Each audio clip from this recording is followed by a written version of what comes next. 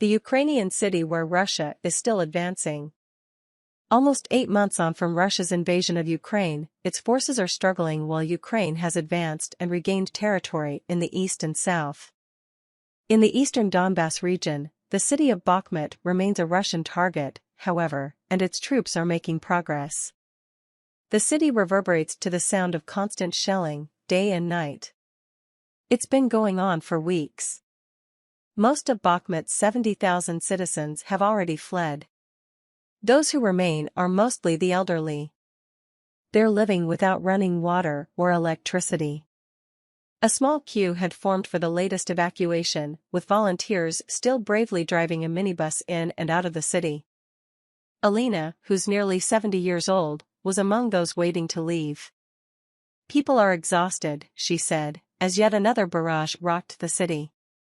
Everyone reacts differently, she said, some reach for a cigarette or something to chew on, while others just sit and cry.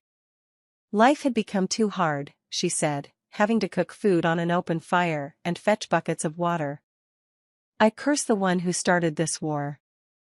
I curse him 100 times, she said. Alina, a woman leaving Bakhmut, talks to the BBC. Image caption. Alina says those left in Bakhmut are exhausted. As she climbed aboard the bus, she clasped her hands in gratitude to be finally leaving. In Bakhmut, Russia is desperately trying to change the narrative of this war. It's one of the few places where it is not in retreat. Its advances here have been slow and costly, but Russian forces have been gaining ground. There once may have been a logic to Russia's focus on capturing Bakhmut. In the early summer, it had taken the nearby cities of Severodonetsk and Lysychansk. Bakhmut was meant to be next, with the expectation that Russian forces would then march on towards Kramatorsk and Sloviansk.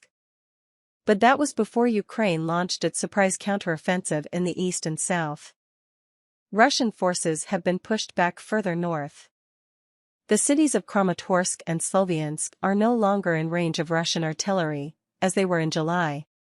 Russia has largely been forced to change from being an offensive to a defensive army. Serhiy Cherevadii, a spokesman for Ukraine's Eastern Command, still doubts the Russians have the numbers or equipment to take Bakhmut, which he says is now the concentration of its military efforts. At the same time, he said, Russia is trying to build new defenses further north around the towns of Svatova and Kremenna, where key supply lines are also now being threatened by Ukraine.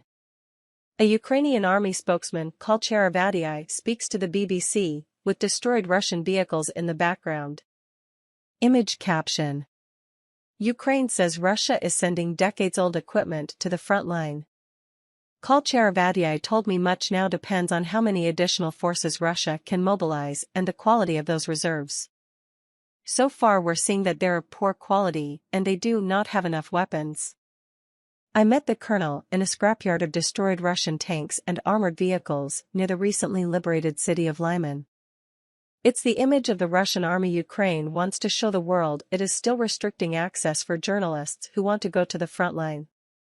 Cherevadii claimed Russia had recently been sending old T-62 tanks, built in the 1960s, to the front line because so much of its more modern armor had been destroyed. Last month, President Putin announced he was calling up 300,000 conscripts for the war, and Russia now says this target will be reached within 2 weeks. But the efforts to capture Bakhmut have been led by the private military contractor, Wagner Group, British military intelligence believes. The mercenary group has been fighting in Ukraine since 2014, and last month video emerged of its leader recruiting in a Russian prison. It's either private military companies and prisoners, or your children, decide for yourself, he told Russians. Destroyed tanks. Image caption. These destroyed Russian tanks are near the recently recaptured city of Lyman. It is still possible that the Russian forces may be able to capture Bakhmut. But what then? When we retreated from Lysychansk, we exhausted the enemy, said Cherevadii. His expectation is that Bakhmut might do the same. As for the increase in tempo of Russian long-range missile strikes, he says the only effect will be more motivation for Ukraine. We beat them on the battlefield, and the only advantage they have left is missiles.